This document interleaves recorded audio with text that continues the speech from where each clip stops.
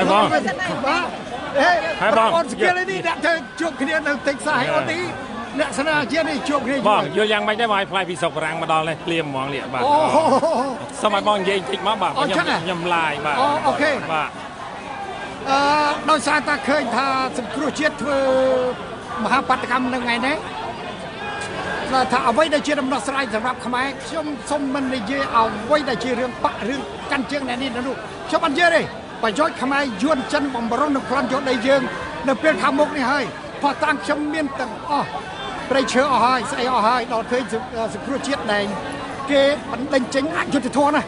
ខ្ញុំដាក់ពាក្យប្តឹងចំនួនលោកសំរងស៊ីកម្មចការសូមឲ្យលោកយកលោកកម្មចការចេញមកវិញសូមឲ្យលោកយកសំរងស៊ីត្រឡប់ចូលវិញសូមឲ្យ118នៃសមាជិកដែលជាអ្នកនយោបាយចូលធ្វើនយោបាយឡើងវិញ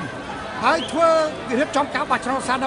ដើមឡើងវិញទៅជាថ្មីទៅអ្នកណាប្រកាន់បកណាណាប្រកាន់បកណាជាសិទ្ធិរបស់អស់លោកស្រីទាំងអស់គ្នាធ្វើទៅតែដើម្បីប្រយោជន៍ខ្មែរឲ្យយួនឲ្យចិនសូមចូលរួមដើម្បីធ្វើអរិយសហប្រតិបត្តិការជាមួយនឹងគណៈបកសង្គ្រោះជាតិជាមួយគណៈបកផ្សេងទៀតណាដែលជាគណៈបកស្រឡាញ់ជាតិចឹងបានផ្លាយពីអាសុបរាំងនឹងបោភ្លាមអត់ទាន់បានសម្រាប់បានអីស្រុកនោះទេសំសួរមួយនេះច្បងជាលើកទី1មកធ្វើបាតកម្មនៅញូវយ៉កជាលើកទី1ហើយលើកទី1ហ៎បាទបងឃើញទស្សនវិជ្ជាវិជាពលរដ្ឋមករបៀបមិនដែរបងលើកនេះច្រើននេះគឺជា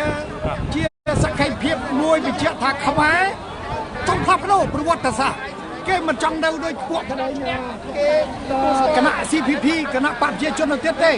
ឡូវគណៈបព្វជិជននេះដោយសារតែកម្លាំងអ្នកយុទ្ធធរកម្លាំងអ្នកស្នេហាជាតិកម្លាំងអ្នកដែលសង្គ្រោះជាតិមកចូលរួមគ្នាវាធ្វើឲ្យពិធីនេះអធិកធមនៅផ្នែកសង្គ្រោះជាតិតែពិធីនៅខាង CPP គឺចុះធ្លាក់សម្បំខ្ញុំសប្បាយចិត្តពួកឃើញយើងទាំងអស់គ្នាចេះរួមគ្នាការរួមគ្នាមិនមែនទៅសម្ដៅទៅលើបុគ្គលណាមួយទេខ្ញុំយល់តែអញ្ចឹងគឺដើម្បីដូរប្រវត្តិសាស្ត្រក្នុងនាមខ្ញុំជាកូនខ្មែរម្នាក់ខ្ញុំចង់ឲ្យមានការរួមគ្នារួមទាំងកម្មសខាសំរងស៊ីអ្នកណាថ្នាក់គណៈរឿងប៉ះពាល់សម្ដីគ្នាអីតិចតួចជាគ្នាទៅសบายទៅហើយរួមគ្នាអញ្ចឹងទៅយើងកាន់បានច្រើនធ្វើលេខបោកលេខគុណប្រសើរជាជាងយើងធ្វើលេខដកហើយយើងខ្មែរតែមួយទេអស់កោះត្រល់ហើយអស់កោះត្រល់ហើយអស់ដីខ្មែរក្រមអត់អីកំពង់សោមក៏អស់ទៀតដែរបងអស់ទៀតហើយបាទចិនចូលពេញស្រុកបាទហើយអាហ្នឹងស្អីទៀតខ្មែរក្រហមយកចិននៅពីក្រោយឥឡូវហ៊ុនសែនយកចិននៅពីមុខបងយឺតយ៉ាងបាទ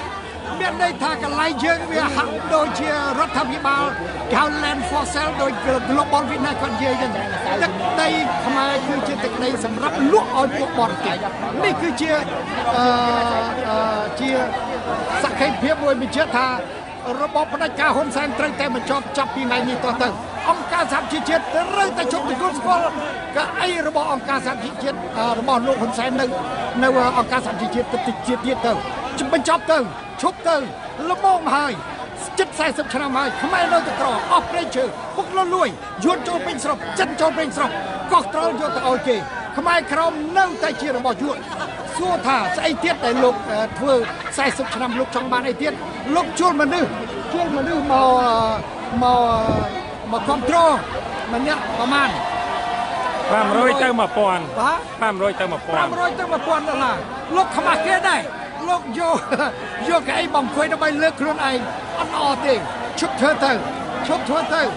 មានថាបើសិនជាការល្អលោកអញ្ជើញចូលរួមគ្នាទៅដើម្បីកសាងប្រទេសទាំងអស់គ្នាយកច្បាប់រដ្ឋធម្មនុញ្ញដ៏ល្អមួយជារបស់ខ្មែរសុទ្ធសាធដែលអំណាចរបស់ប្រជាពលរដ្ឋមិនមែនអំណាចអ្នកផ្ដាច់ការលោកខ្លួនឯងទេ